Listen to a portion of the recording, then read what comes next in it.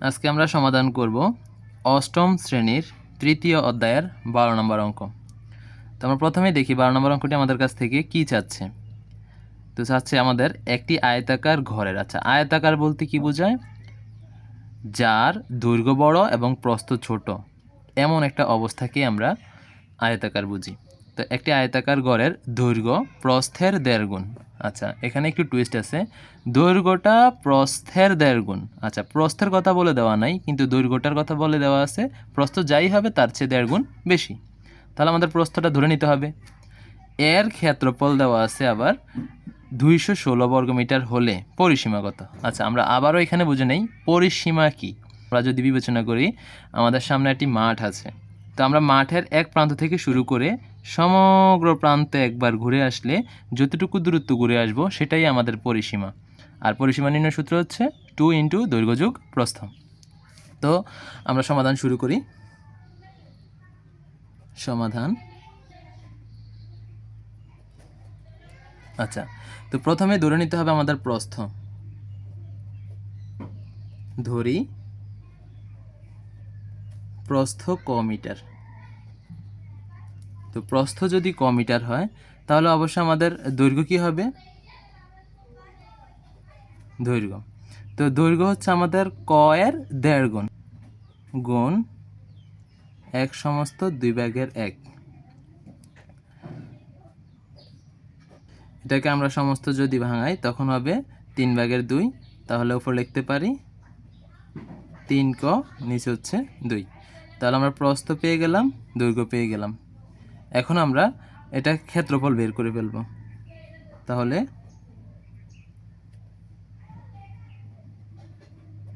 ক্ষেত্রফল কি হবে আমাদের? ক্ষেত্রফল নির্ণয়ের সূত্র আমরা জানি কি? দৈর্ঘ্য গুণ প্রস্থ। তো দৈর্ঘ্য হচ্ছে আমাদের কি? 3 ক / 2 গুণ প্রস্থ হচ্ছে ক। তাহলে আমরা এটাকে যখন কাজ করব তখন কি হবে? 3 ক স্কয়ার / 2। তাহলে আমরা এখানে ক্ষেত্রফল পেয়ে গেলাম। তার পরবর্তী কাজটা হচ্ছে আমাদের এখানে যদি দেওয়া আছে এইটার ক্ষেত্রফলে বলতেছে 216। তো আমরা যদি শর্তমতে, যেহেতু আমাদের প্রশ্ন অনুযায়ী কাজটা করা হচ্ছে, তো আমরা লিখতে পারি শর্তমতে এই মানটাও যেহেতু ক্ষেত্রফল, এটাও যেহেতু ক্ষেত্রফল, এই ক্ষেত্রফল ইকুয়াল টু ক্ষেত্রফল, এইটার মান এটাই। তাহলে এখান থেকে আমরা দৈর্ঘ্য প্রস্থ বের করে নিতে পারবো। তাহলে শর্তমতে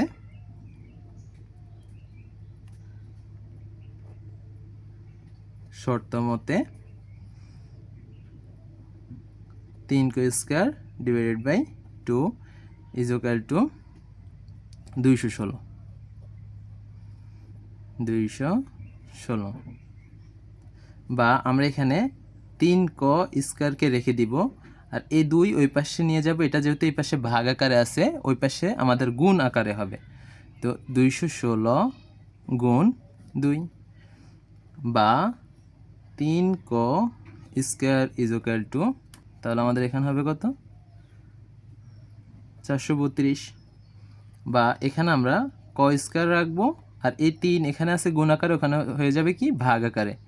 তো 432/3 বা ক 144 বা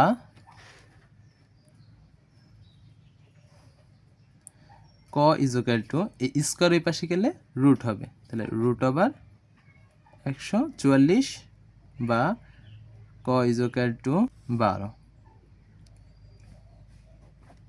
তাহলে যেহেতু আমরা প্রথমেই ধরে নিছি যে প্রস্থ ক মিটার, তাহলে আমরা এখানে ক এর মান পেয়ে গেছি 12। অর্থাৎ আমরা বলতে পারি তাহলে যে ক এর মান আর প্রস্থ একই কথা। তাহলে প্রস্থ হচ্ছে 12 মিটার। অতএব প্রস্থ ইকুয়াল টু 12 মিটার।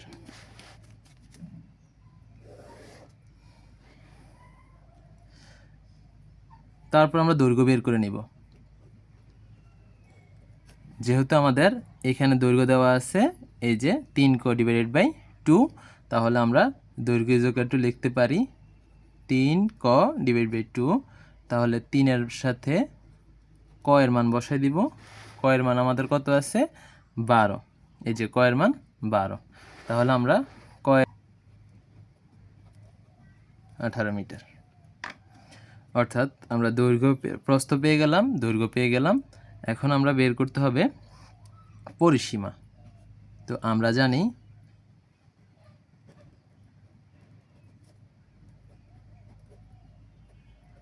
জানি পরিসীমা ইজ ইকুয়াল টু 2 ইন্টু দৈর্ঘ্য যোগ প্রস্থ। তাহলে 2 ইন্টু দৈর্ঘ্যের মান আমাদের কত পেয়েছি 18 যোগ প্রস্থ কত 12, আর এখানে পরিসীমার এককটা হবে মিটার। তাহলে 60 মিটার। ওকে, আমাদের প্রশ্ন অনুযায়ী আমরা পেয়ে গেলাম। প্রশ্ন আমাদের কাছ থেকে চাচ্ছে পরিসীমা কত, তাহলে আমরা পরিসীমা পেয়ে গেলাম 60 মিটার। অতএব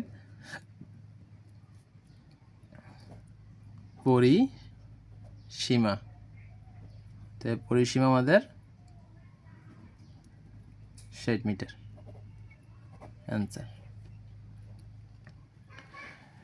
সর্বোপরি আমি একটি কথা বলবো, গণিত মুখস্থের বিষয় নয়, গণিত হচ্ছে প্র্যাকটিসের বিষয়। আমরা যত বেশি প্র্যাকটিস করতে পারবো ঠিক তত বেশি গণিতকে নিজের আয়ত্তে নিয়ে আসতে পারবো। ধন্যবাদ।